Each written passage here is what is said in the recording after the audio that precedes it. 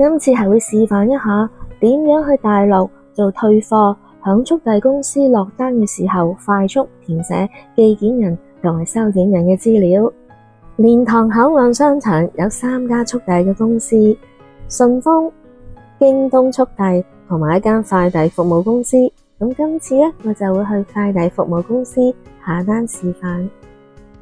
咁啊，大家可以留意一下，喺大陸好多嘅餐飲速遞公司都會設有免費嘅 WiFi 俾客人使用嘅。咁所以如果你哋去到突然間發現自己冇數據啦，咁又想同人聯絡嘅話，我就試過企喺餐廳門口，然之後登入佢嘅免費 WiFi，咁就可以緊急咧用微信同朋友聯絡啦。咁我今次去呢個快遞服務公司，咁佢咧成個 counter 就係打橫嘅，咁所以去到嘅時候，就見到邊一個員工得閒咧，你就揾佢幫手，或者有啲人喺旁邊排隊。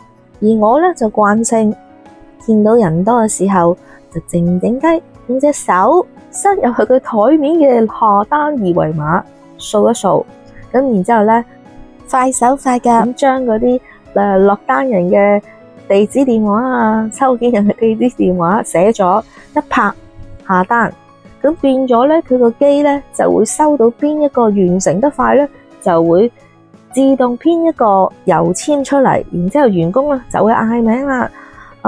陳小明，咁我或者佢話係我，咁呢個係一個偷雞快捷落單嘅方法，即係話我見到人多咧，我就唔等員工得閒噶啦，即刻咧就掃描落單。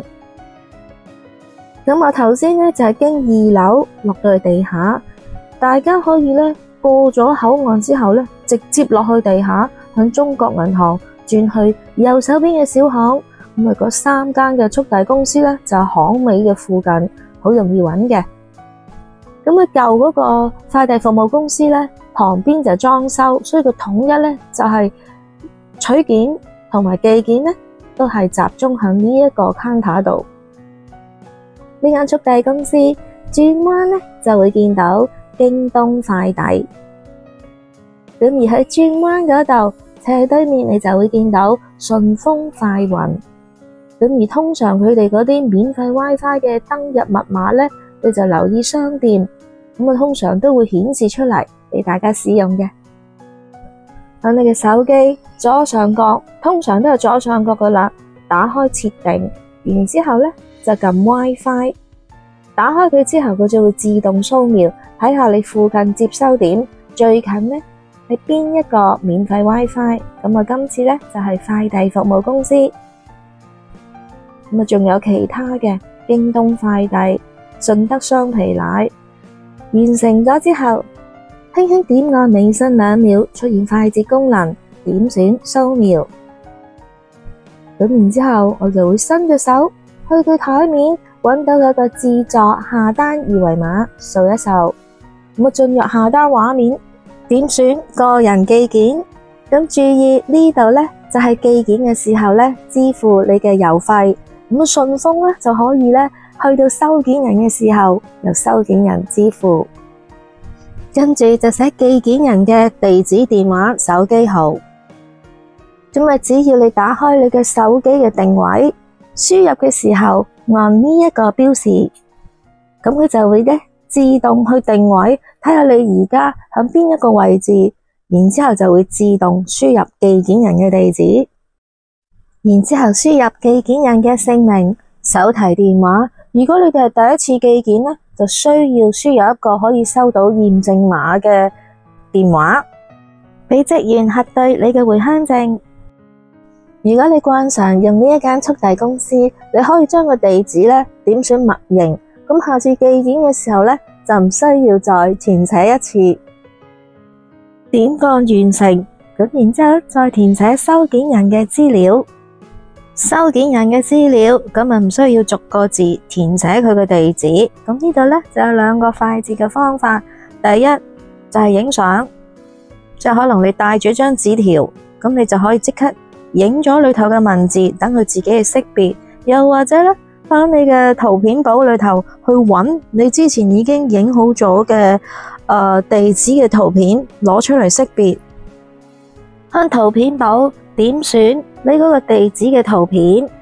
咁跟住咧，佢就出現一個小框框，因為圖片好大噶嘛，你就框選你需要嘅地址電話，然之後再按圖片識別咧，佢會自動咧將你啲地址電話貼咗響收件人嘅資料欄裏面。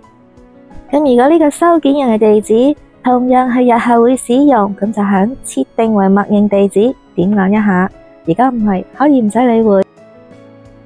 完成晒寄件人同收件人嘅資料，咁啊小心核對一下收件人嘅地址啱唔啱，然之後再點選物品嘅信息。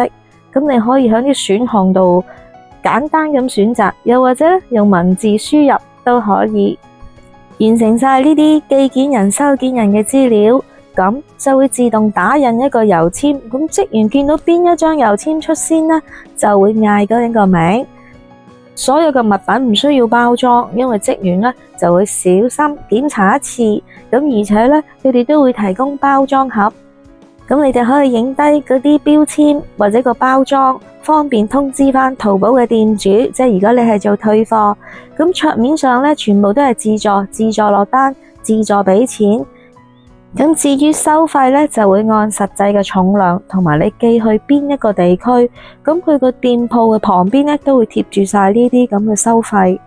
呢度都有代收淘寶，咁你哋可以寄嚟呢一個地址，貨到就自己過嚟攞。咁通常呢就係以件數3蚊、5蚊、10蚊。代收嘅產品如果特別大，就會收取20蚊一件。咁大家注意，去到呢個速遞公司，咁啊注意唔好排錯隊，因為佢一邊係取件，一邊係寄件。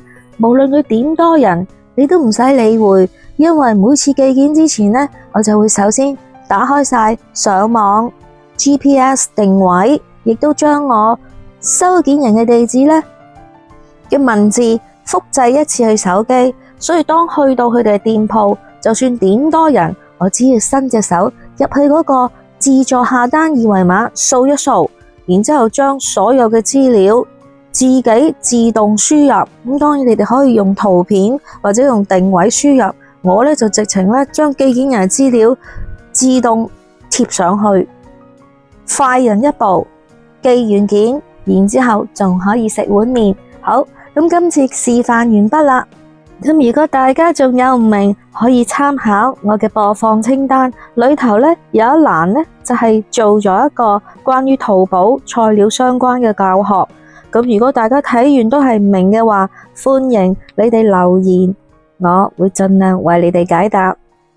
好多謝大家觀看我嘅視頻，如果喜歡，歡迎你哋免費訂閱。如果覺得資料有用，記得分享俾你身邊嘅朋友仔。下期再見，拜拜。